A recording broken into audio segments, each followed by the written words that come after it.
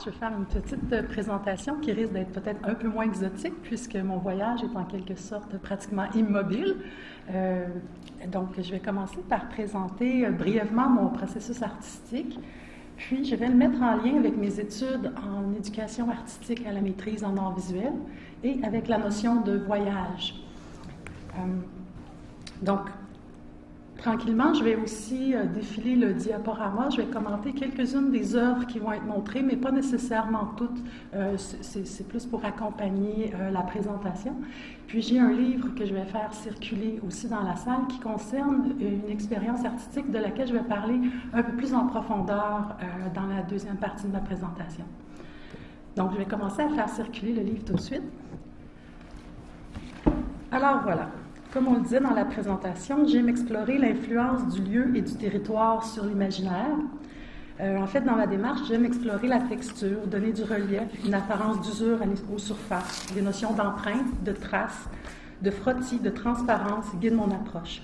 Mes créations comportent tout un aspect organique et des textures riches qui montrent l'empreinte du temps, la trace laissée par les différentes phases du processus. L'histoire du matériau m'interpelle. Je conçois l'activité artistique un peu comme un voyage, dont chaque étape grave une trace dans la matière. La mixité des médiums m'inspire. Ma démarche est principalement expérientielle et trouve sa source dans l'exploration de la matière. Mes œuvres sont liées au territoire de plusieurs manières. Certaines, par leur conception a priori in situ, ont été créées pour un lieu spécifique et marquent le territoire de leur passage éphémère, comme les condos vieilles souches que je présente ici. En fait, c'est une œuvre qui a été créée pour travailler en fonction de l'environnement, en fonction d'un lieu spécifique. J'ai trouvé cet endroit-là qui m'interpellait. Puis à ce moment-là, je venais de perdre mon atelier pour faire des condos. Alors, j'étais un peu frustrée, donc j'ai passé ça un peu dans mes œuvres pour en faire quelque chose d'humoristique. En fait, c'est comme si les condos étaient à vendre. C'est mis à la sortie d'une école primaire. Donc, souvent, c'était les enfants qui remarquaient, puis quand les parents arrivaient, ils finissaient par lire puis à rigoler. Puis moi, j'étais cachée derrière, puis j'espionnais un peu les réactions des gens. Donc, d'autres œuvres, par un principe de dissémination, cherchent à envahir le territoire, tels des OGM discrets, mais potentiellement dangereux. En fait, cette œuvre-là s'appelle Mutation. C'est vraiment une œuvre que j'ai déplacée dans plusieurs endroits pour voir qu'est-ce que ça donnait dans différents contextes. Je m'intéresse beaucoup à la dualité entre intérieur et extérieur. On peut voir que ça change complètement l'ambiance. En sculpture, le lieu change tout. C'est lui qui va donner un sens à l'œuvre, en fait. On peut voir en détail cette petite bibite. Donc, d'autres créations sont conçues pour se promener sur le territoire et devenir les protagonistes de voyages insolites. Fait que ces roches-là qui ont été exposées, ces deux roches que j'ai moulées, qui sont moulées en plâtre et en silicone, donc les deux sont fausses. Il y en a qui se demandaient s'il y en avait une de vraie. Non, les deux sont fausses. La vraie est trop lourde pour la transporter. Puis, je me suis amusée à les mettre en scène comme ça. Je trouvais qu'il y avait un beau socle avec rien dessus. Donc, c'est de promener les œuvres dans des endroits où ça va créer des sentiments d'étrangeté. Je pourrais parler de celle-ci aussi, que j'ai créée en revenant d'une retraite de création à l'île verte dans le cadre de Récits nomades. J'ai voulu travailler avec le souvenir du voyage. Puis je me suis demandé comment transformer puis m'approprier ce souvenir-là. Donc, j'avais ramassé beaucoup de bois sur la grève qui m'intéressait. Puis tout d'un coup, je les ai vus comme des personnages qui pouvaient être vraiment, que ça pouvait être eux qui nous racontent leurs histoires, que c'est eux qui avaient vu, c'est comme des bâtons de pèlerins qui nous raconteraient ce qu'ils ont vécu à travers leurs différentes pérégrinations. Donc, on peut voir, c'est très différent comme présentation. Donc, dans le cadre de mes études en éducation artistique à la maîtrise, je m'intéresse au concept de mindfulness, que j'appelle plutôt présence attentive, parce qu'il y a un groupe de recherche sur la présence attentive à l'UQAM, mais aussi parce que présence attentive est pour moi un mot qui est plus proche de la réalité, qui semble plus descriptif de ce que c'est pour moi. Si je pense à la mindfulness, je pourrais donner une définition brève pour qu'on sache un peu plus précisément de quoi on parle. Kabat-Zinn définit la présence attentive comme un état d'être dans le moment présent, moment après moment, et ce, sans jugement. Donc, tous les mots sont extrêmement importants. Le non-jugement fait référence à l'ouverture, à l'empathie, en fait, à accepter l'œuvre, va chercher aussi l'idée de lâcher prise. Donc, on peut voir ça de façon assez large, mais c'est quand même vraiment une présence dans l'instant. Je crois que le voyage et le processus créatif ont ceci en commun. Ils amplifient nos sens et nous rendent disponibles de manière plus présente et ouverte au monde qui nous entoure, tout comme la méditation d'ailleurs. En me documentant, j'ai pu vérifier cette hypothèse-là après des études sur la méditation et le processus créatif, entre autres. Une étude de Horan en 2009 sur les connexions neuropsychologiques entre méditation et processus créatif. Il a fait une méta-analyse. Il a fait ça en 2009, mais il s'est servi d'études qui ont été faites sur la méditation et le processus créatif à partir des années 70. Il a compilé toutes ces études-là, il a comparé avec ce qu'on peut faire avec les neurosciences aujourd'hui. Et puis lui, il a réussi à montrer que les mêmes ondes cérébrales sont à l'œuvre dans les deux processus, ce qui expliquerait qu'on peut stimuler la présence attentive par la méditation, par le processus créatif ou par le voyage même. Parce qu'une autre étude faite par Richard et Perkin et une autre étude encore faite par Langer vont chercher des façons de stimuler la présence attentive par d'autres moyens que la méditation. Et ces études-là ont découvert qu'on peut stimuler la présence attentive par le dessin, par le fait de relever les spécificités et la nouveauté. Fait que seulement de donner des instructions aux personnes, il faisait soit qu'il donnait aucune instruction, puis il était dans un bureau de dentiste, les gens, donc c'est vraiment pas un endroit où on est vraiment en présence attentive, on est plutôt stressé. Puis là, il demandait aux gens de dessiner le bureau de la réception, soit sans leur donner aucune instruction, soit en leur disant de relever les spécificités et les particularités de ce qu'ils voyaient. Et seulement cette indication-là les a amenés en état de présence attentive, a fait qu'ils sont passés par-dessus des croyances à l'effet qu'ils n'étaient pas bons en dessin, qu'ils se sont investis dans la tâche et qu'ils ont mesuré une meilleure estime d'elles-mêmes après cette expérience-là. Richard et Perkin, eux, ils ont expérimenté de voir comment stimuler la présence attentive, mais dans une salle de classe. Puis c'est un cours de mathématiques, donc c'est pas ce qu'il y avait de plus facile de prime abord, mais ils ont trouvé 4 leviers, en fait, qui vont provoquer la présence attentive ou la favoriser. En fait, il y a la nouveauté, comme on a vu avec le dessin, il y a l'attention aux détails, il y a le changement de perspective et il y a l'introduction de l'ambiguïté. En fait, c'est généralement des processus qu'on retrouve dans le voyage, comme dans le processus créatif, comme dans la méditation. Le changement de perspective en voyage, bien, il est évident quand on change de pays, on change de langue, on change de nourriture. Donc, on n'a pas le choix, on ne peut pas garder notre perspective à nous continuellement, on doit lâcher prise là-dessus. C'est ce qui va provoquer cet effet-là de présence accrue. En création aussi, on peut arriver je dirais toujours dans des bonnes conditions, parce que ce n'est pas tous les voyages ni toutes les créations qui peuvent mener à cet état-là. Ça prend quand même une ouverture et une disponibilité. Donc, le fait de créer pour un lieu, ça demande justement cette écoute-là de ce lieu, ce qui évoque pour nous ce lieu, ce qui nous inspire, d'être en connexion avec le lieu. Donc, c'est un état de présence, une attention aux détails, une sorte de quête incessante qui guide à la fois le voyageur et le créateur. Donc, je peux montrer ici, c'est une œuvre que j'ai faite. Je m'intéresse beaucoup au land art dernièrement parce que je trouve que le fait de créer à l'extérieur est vraiment quelque chose qui nous connecte encore plus à nos sens, qui nous amène encore plus dans la présence et dans l'ouverture. Ça, c'est une œuvre que j'ai faite spontanément sur la grève, justement, avec Récit Nomade à l'Île Verte. Puis j'ai trouvé, c'est la première fois que je travaillais avec des algues, j'ai trouvé ça fascinant. C'est un peu retomber en enfance que de jouer sur la plage comme ça, puis d'avoir le temps d'explorer, d'expérimenter dans un paysage qui est vraiment magnifique.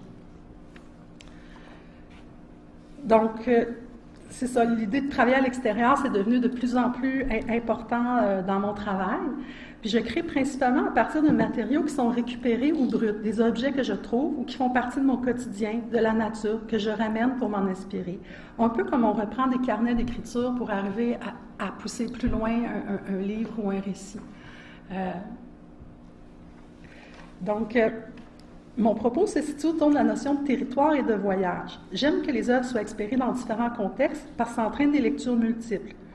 J'aime faire voyager mes sculptures, les promener d'un endroit à l'autre, voir comment ils vont susciter des lectures différentes, une approche nouvelle, des émergences différentes, comme on a dit hier avec Rita Erwin. Donc, on change de perspective. Le lieu m'influence, mais à mon tour, en y posant une œuvre, je le transforme temporairement. Et j'attire ainsi le regard d'un passant qui prend le temps de regarder ce qui l'entoure, l'espace d'un instant. Il s'agit d'une manière d'introduire l'ambiguïté aussi, de piquer la curiosité. Quand on parle d'introduire l'ambiguïté, ça a l'air un petit peu abstrait comme ça, mais c'est de dire qu'on ne sait pas exactement ce que c'est. Je pense que le voyage attire cette curiosité-là aussi parce que l'autre a une certaine ambiguïté qui nous attire, qu'on veut deviner, qu'on veut comprendre. Même chose quand, pour moi, un passant va se promener, va rencontrer ça, va se demander premièrement ce que c'est, puis cette curiosité-là va l'amener à prendre le temps puis à avoir l'ouverture pour aller plus loin. Donc, mais j'aime utiliser une approche interdisciplinaire qui allie plusieurs médiums, donc le bois, le plâtre, le métal, le fer forgé. J'aime introduire aussi une touche d'humour parce que je trouve que ça rapproche l'art de la vie. Ça nous remet en contact avec les gens d'une façon plaisante. On peut voir ça aussi, ça fait partie à l'île verte, une des dernières œuvres que je vais présenter de l'île verte. Je vais maintenant vous parler d'un projet, le livre qui circule tranquillement, il concerne un projet particulier qui s'appelle le projet Argile en liberté, dont on voit un exemplaire ici qui a été refait parce que c'est une œuvre d'art relationnel qui a été installée dans le parc La Fontaine. Donc, je n'ai plus les œuvres maintenant, c'est la seule qui reste. Donc, j'ai décidé de faire une sculpture avec celle-là. Mais j'ai travaillé de manière tout autour de la notion de territoire encore. J'ai commencé par m'approprier le territoire en marchant. Donc, on pourrait repenser à la walking méthodologie qu'on a vue hier avec Rita Erwin. On pourrait penser aux flâneurs aussi ou à la dérive urbaine instituée par les situationnistes et guides de bord.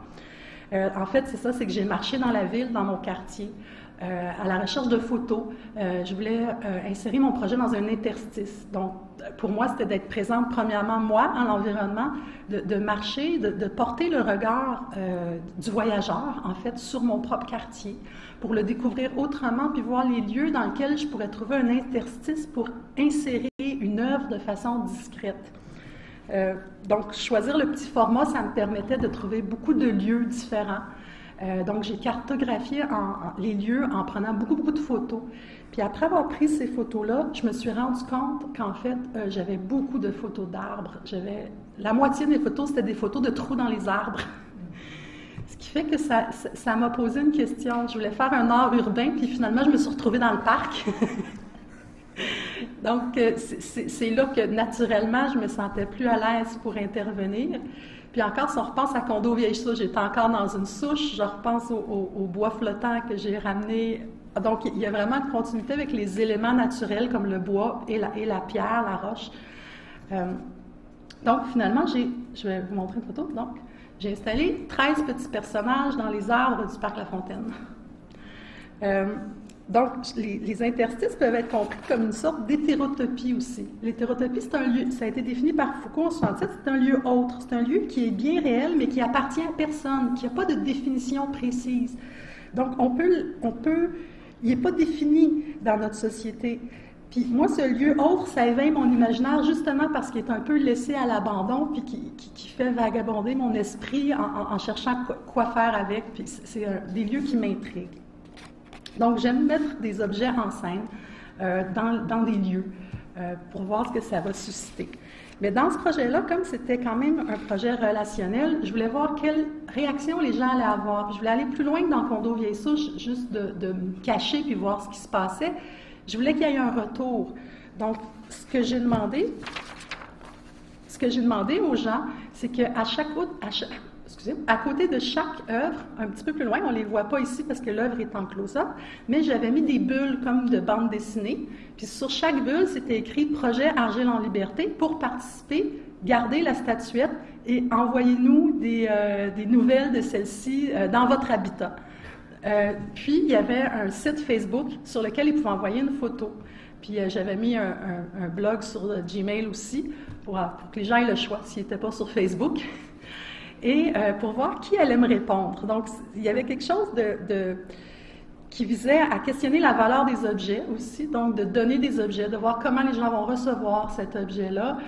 Dans une société où souvent l'obsolescence est programmée, je trouvais que les objets ont un petit peu perdu leur valeur, puis je voulais voir qu'est-ce que ça avait comme effet social, le fait de donner des choses, comment les gens allaient réagir, s'ils allaient me répondre.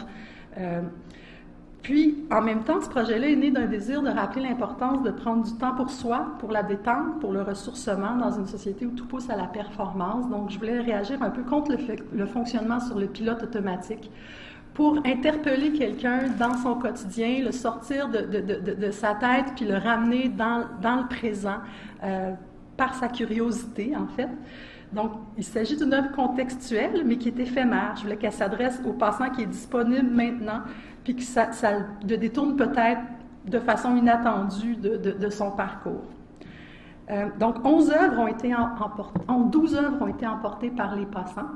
Ça s'est passé très vite. Je ne m'attendais pas à ce que les personnes partent aussi vite avec les choses, parce que je n'avais pas fini de les installer, qu'il y en avait la moitié qui était partie.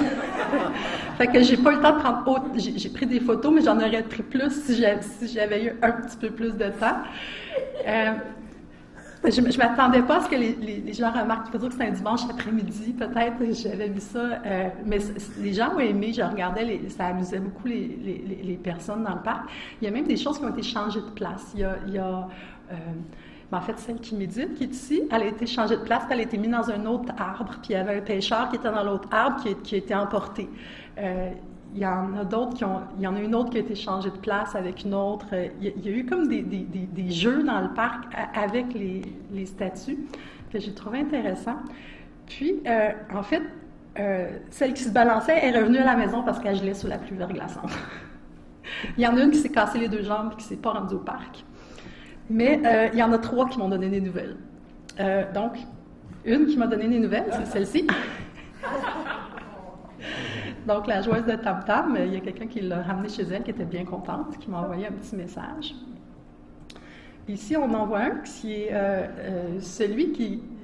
La dernière photo dans le livre qui circule, c'est le gars qui ramasse cette statuette-là. Puis lui, il s'appelle Toto le Vagabond. C'est son nom Facebook.